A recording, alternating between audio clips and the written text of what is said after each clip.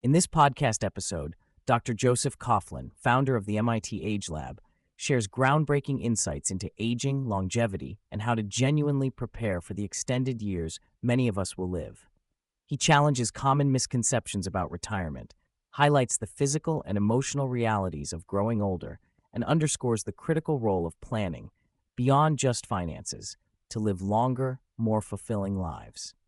The conversation covers practical tools for understanding aging, the struggles and joys of caregiving, the importance of social connections, and how we can redesign our environments and attitudes to support longevity. Dr. Coughlin reframes longer lifespans not as a burden, but as an incredible gift, a dividend of extra decades beyond what previous generations experienced. He breaks down adult life into several segments of roughly 8,000 days each, from 20 to midlife, midlife to retirement, and retirement itself, illuminating how retirement now accounts for potentially one-third of an adult life. This longevity demands a new mindset. Aging is not just about grand travel or fleeting moments with family, but about the everyday experiences and challenges of sustained living. He encourages embracing multiple versions of ourselves across these stages and viewing aging as a phase filled with opportunities for joy and purpose, provided we prepare thoughtfully. To deepen understanding of the lived reality of aging, Dr. Coughlin introduces Agnes, the Age Gain Now empathy system, which simulates the physical limitations often experienced in old age. Wearing this suit, Mel Robbins experiences firsthand the cumulative impact of muscle loss, joint stiffness, diminished vision, reduced balance, and fatigue. Everyday tasks like walking, climbing stairs, picking up laundry, and even using a smartphone become taxing and frustrating. The suit vividly demonstrates the 3 F's of aging: friction, fatigue, and frustration. This immersive experience sparks empathy and urgency for proactive health measures, illustrating how the physical environment and technology, if poorly designed, can exacerbate challenges for older adults. Dr. Coughlin emphasizes that aging well is often less about grand plans and more about the small, meaningful moments, like being able to get an ice cream cone on a summer night or having a structured activity at 10:30 a.m. on a Tuesday. Without the daily structure that work and caregiving once provided, many older adults face boredom and social isolation, often retreating into several hours of television daily. Knowing and maintaining access to these simple pleasures is crucial for quality of life. This ties into the bigger social picture. Strong social connections are vital predictors of health, with isolation linked to risks equivalent to smoking multiple packs a day.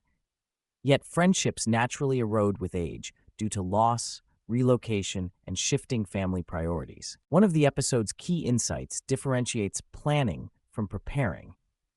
Planning often focuses narrowly on finances or grand leisure activities, whereas true preparation encompasses health, home environment, social relationships, daily routines, caregiving, and community. Dr. Coughlin introduces the Longevity Preparedness Index, which examines 8 dimensions critical to aging well. Besides health and financial readiness, these include community, zip code and access to services, home suitability, social connections, caregiving readiness, life transitions, and the structuring of daily activities.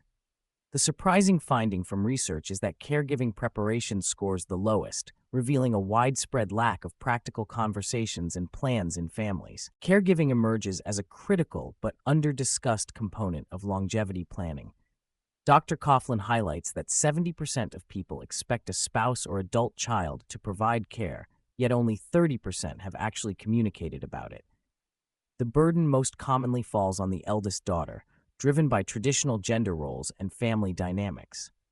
While caregiving is often rewarding, it comes with significant emotional, physical, and financial costs, frequently resulting in caregiver fatigue, depression, and career setbacks, especially for women. This triple threat can jeopardize the caregiver's own future well-being. The conversation encourages families to openly discuss who will provide care, where it will happen, what values will guide decisions, and how the logistics and finances will be managed before crises occur. Where one lives profoundly impacts how one ages. Dr. Coughlin calls attention to the role of zip codes, explaining that neighboring areas can have differences in longevity by nearly a decade or more, depending on access to healthcare, transportation, social opportunities, and daily necessities. The physical and social environment must be age-ready rather than simply age-friendly. Designing communities, homes, and technologies with the realities of diminished capacity in mind can dramatically reduce daily friction, preserve autonomy, and improve quality of life. Factors like accessible transportation emerge as surprisingly critical, as many older adults live in suburban or rural areas without viable transit options, contributing to isolation and difficulty accessing services. Technology plays an increasingly important role in maintaining connections and independence, but often remains inaccessible to older adults due to poor design. The episode highlights how devices, interfaces, and everyday products frequently ignore challenges like reduced dexterity, vision, and cognitive processing, leading to frustration and disengagement. Dr. Coughlin stresses that bad technology is the fault of the design, not the user. Incorporating empathetic design that accommodates aging bodies and minds can empower older adults to stay connected and retain autonomy. Dr. Coughlin underscores the power of exercise, nutrition, and cognitive engagement in delaying or reducing age-related decline. Muscle mass and strength loss amplify the effort required for basic activities. However, these physiological changes can be mitigated through resistance training and healthy habits chosen at any age. Mental preparation, embracing change, facing limitations without shame, and sustaining social networks also significantly impacts long-term quality of life. Preparation is thus an ongoing, multifaceted process focused on boosting capacity wherever possible. Above all, Dr. Coughlin advocates for open, continuous conversations within families, communities, and workplaces about aging's realities and expectations.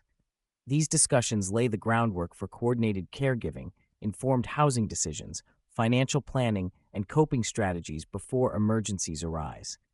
The episode stresses that longevity is a family project involving multiple generations, each facing unique challenges that intersect as people live longer than ever before. Having these conversations is the most important technology we have for preparing well. Friendship and social engagement are described as vital currencies of longevity, sometimes outweighing wealth or health indicators. Dr. Coughlin introduces the concept of a social portfolio, carefully cultivating relationships that provide support, joy, and meaning.